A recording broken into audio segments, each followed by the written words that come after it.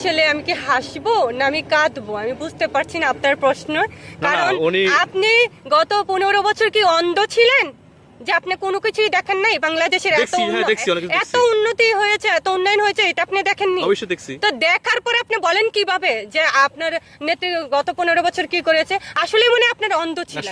স্বার্থের জন্য ভালোবাসি না, আমি আমার জননেত্রী শেখ হাসিনাকে আমি আমার মায়ের জায়গায় রেখেছি, আর ওনাকে আমি ভালোবাসি। আমার ভালোবাসার জায়গা থেকে আমার ভালোবাসার মানুষটিকে যখন মানে এই দেশের মানুষ চক্রান্ত করে ষড়যন্ত্র করে তাড়িয়ে দিচ্ছিল, আমার কি কোনো অংশ কম আছে যে আমি এত বাজেভাবে ভাইরাল হতে যাব?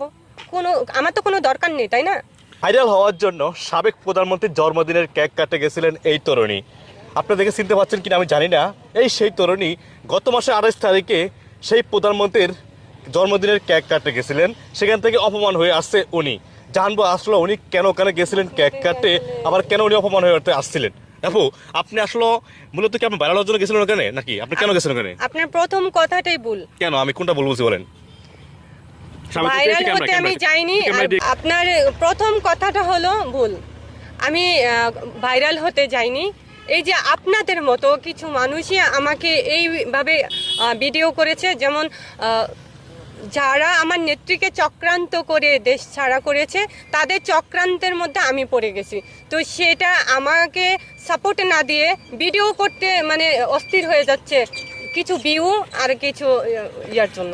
এটা ঠিক না। আপনি যদি ভাইরাল হওয়ার জন্য না যান, তাহলে এই যে 5 আগস্টের পর যখন মাননীয় প্রধানমন্ত্রী, সাবেক প্রধানমন্ত্রী চলে গেছে বাংলাদেশ থেকে, যাওয়ার পরে কিন্তু কোনো নেতা কর্মীরা কিন্তু আসেনে একটি কেক কাটবে তার জন্মদিনে। কিন্তু আপনি কেন ওখানে কেক কাটার জন্য গেছিলেন? অবশ্যই ভাইরাল হওয়ার জন্য গেছেন আপনি। আমি বলবো আমি ভালোবাসার জায়গা থেকে গেছি, কোনো ভাইরাল হতে যাই না। আর কোনো মানুষ এরকম নোংরা ভাবে ভাইরাল হতে চায় না, যেটা। আর আমি কেন যাব? আমি কি, আমার কি কোনো অংশ কম আছে যে আমি এত বাজেভাবে ভাইরাল হতে যাব? আমার তো কোনো দরকার নেই, তাই না?